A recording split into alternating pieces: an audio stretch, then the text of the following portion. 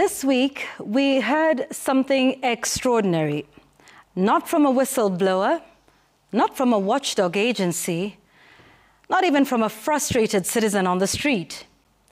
No, this came from the President of the Republic, the head of the executive, the Commander-in-Chief. He told us openly that members of Parliament are extorting members of his own government, that some MPs demand payment to write favourable committee reports or simply to look the other way during parliamentary inquiries. Think about that for a moment. This is not just a claim. This is a confirmation from the highest political office in the land that corruption isn't just alive, but it's thriving in our parliament. And when the President himself says it, it moves from rumour to record, from suspicion to official acknowledgement. And with that acknowledgement comes a responsibility to act. So here is the question that every Kenyan should be asking. What next? Name them. Which MP? Which committee? Which member of the executive was coerced or paid up? How much money was paid? I mean, what is the going rate of corruption in this country? And who in Parliament is abusing their position to turn oversight into a shakedown?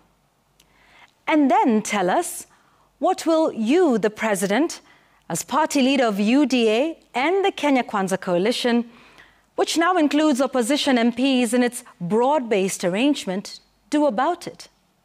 What will you, the President, as head of the executive, do to clean up your own government?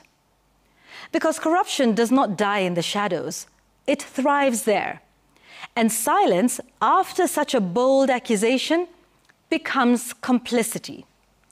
We, the people, are already paying the salaries of both the executive and the legislature. Now, if there is money changing hands to look away, then we're being billed twice, once for the job and again for the refusal to do it.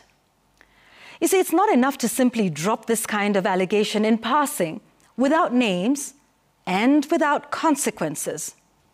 That is not leadership. It is political theatre. It is saying just enough to sound bold, but not enough to change anything. Mr. President, you've already broken the silence. Now, break the cycle. Show us that the fight against corruption is more than a headline. Prove that integrity can still mean something in public office. Because in the end, history will not remember the speeches we made about corruption. It will remember whether we were brave enough to name it and bold enough to end it. And if we can't, well, then perhaps the only thing we're truly good at naming in this country is each other's faults. That's my take.